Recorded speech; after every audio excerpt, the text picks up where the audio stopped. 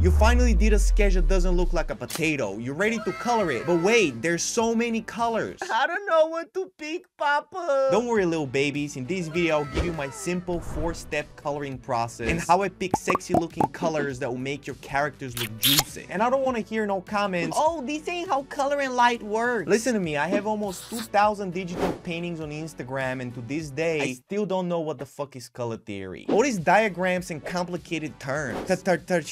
I don't care about science, bitch. I just want to make you look good. So I'm gonna show you something. Something so powerful that will change the way you pick colors forever. Making juice after juice at painting. So imagine you're going out. I know you ain't because you ain't got no friends and you got nowhere to go. But imagine you did. Are you just gonna wear random color clothes looking like the weird kid from school? Or are you at least going to try to actually color match your clothes and look good? You think Tiffany here knows anything about color theory? She just picked similar looking colors. This shit ain't no rocket science. If you look at professional paintings, they only have 2 or 3 different colors, and everything else is just a slightly different variation. As you can see, I'm only using different variations of orange and blue. And it all begins with step 1 of the color process, picking the base colors. But where do these colors come from? This is why I always look up to other artists as well. You better not be out here thinking, oh, I'ma just come up with good colors from my imagination.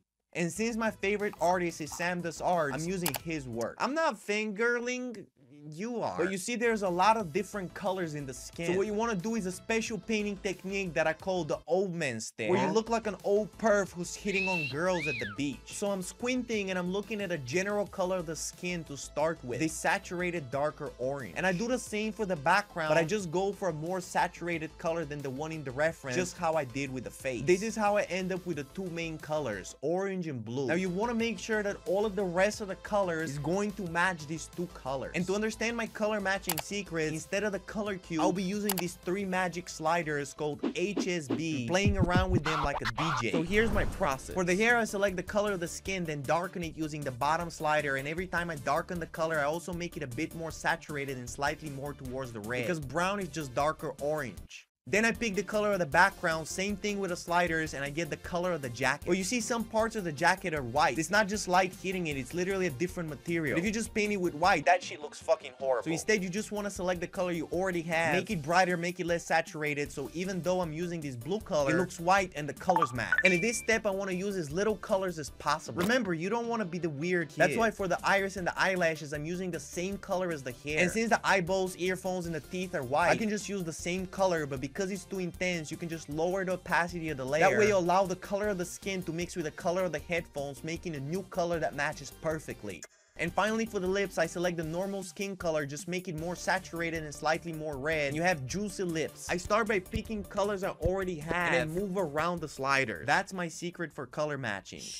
Okay, you got good looking base colors that match, but it looks flat. So how do you make it look more alive? You can actually find the answer by looking at these photographs that were shot almost 60 years ago by the master Fan Ho, who was popular for shooting in just black and white. What makes random motherfuckers climbing stairs so interesting, or this chick standing against a wall? Fan Ho was an expert in creating contrast in his photographs through light and shadow. Just look at all the lights and darks. All of that contrast makes the piece stand out, be expressive, and tell a story. But even though there's a lot of darks and lights, they can be simplified to just one main light and shadow. And that's step 2 of my coloring process, light and shadow separation. If you look at art styles like anime, they're using this simple technique of light and shadow separation to make the characters look good. And depending on where the light is coming from, one part of the face is going to be in light, while the other is going to be in shadow. If you look at our reference, there's one main light, the sun, which is creating this light on the edge. And to paint it, I simply pick the color of the skin, make it brighter, less saturated, and a bit more yellow. Literally the opposite of what I do to pick a darker color. Now, if you look at the painting in black and white, you can see how much the character stands out, just like the Fan Ho photography. Compare that if there was no contrast between the colors. How bad would that look? That's what most artists do. So this looks good, but he has only 2 different colors for the face, so it's kind of boring. That's where step 3 comes in. And to make my painting as interesting as possible, I'm actually using 3 different ingredients and 1 mystery step that I'll reveal to you later. But what are all these ingredients and where do they come from? To understand that, let me ask you $1 million question. If we turn the reference black and white, why is this part of the face lighter than this part of the face? A, her cheek is covered in dirt. B, she got a skin disease. C, the photo is just wrong. D, there's light coming from the bottom. I want to use 50-50. I think it's A, her cheek is covered in dirt.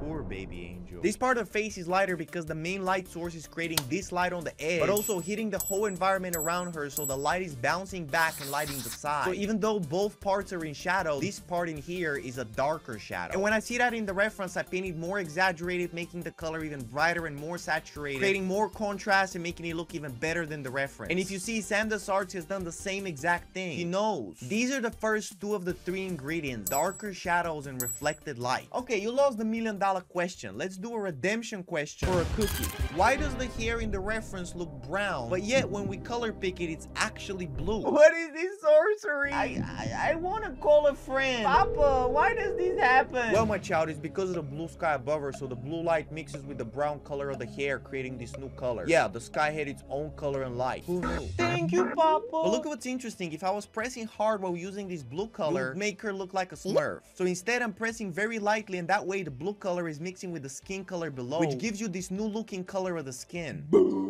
So blue reflected light is the third ingredient that helps my painting look alive. But if you just randomly paint these three ingredients, it will look like shit. So how do you know where to actually paint them? Let's take the nose for example. Most artists would just draw the nose like this and think it's just one line with a little dot. That's what it looks like, right? But the nose actually has these different sides that are pointing in different directions. Or this area of the cheek is pointing forward while this plane is pointing to the side. So all of the planes that are pointing down will be in deeper shadow, while all of the planes that are pointing to the side would be in this orange reflected light. And finally, all of the planes that are pointing front and up will be in this blue reflected light. Light coming from everywhere. Jesus trying to save you from your horrible art. After seeing the three ingredients, you're now ready for the final mystery step, and that's subsurface scattering. That sounds like some science. It ain't. You ever put your hand on top of a flashlight and then there's all this saturated red, looking like your fingers are gonna explode? Looks pretty dope, right? So underneath the layer of the light, I grab a really saturated bright red and just paint with a soft brush. And I also painted in between other lights and shadows. Look at the difference that this makes. So it might look like the face has so many colors, but in reality, I'm only using 4 different colors for the whole face, and it looks juicy.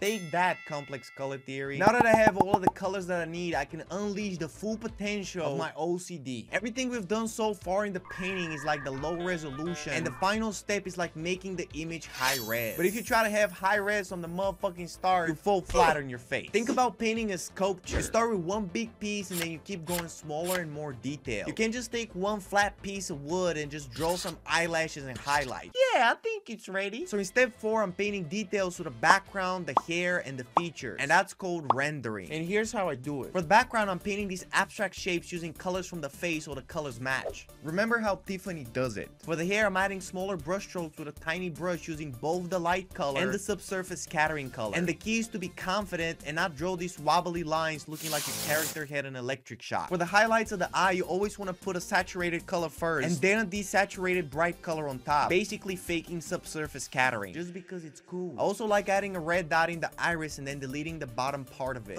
Can't get enough of that shit. I also like leaving some of the lines because I like the rough look of the painting. I even add more texture using texture brushes like these Adidas stripes on her cheek. And you can actually download all of my 350 texture brushes on my website for free by clicking the link in the description. I also use this splatter brush just to add this little particle, and then I add a motion blur to them to make them look like they're moving. Special effects! What's funny is that this is the shit that people notice first and they're like, oh my god, look at all these details. And I literally spent 2 minutes on them while the rest of the painting took multiple hours. So these are the 4 steps that I use to color my characters without complex color theory. Base colors, light and shadow separation, color buildup, and rendering. Trust me, anybody can do this. Even me, daddy? Well, we'll find out, because in the next video, I'll be going over your color painting. So if you want to get an OP, post your art in my free Discord server, Your Art Sucks, and I'll roast the hell out of it next time. Papa, what about my potato sketch?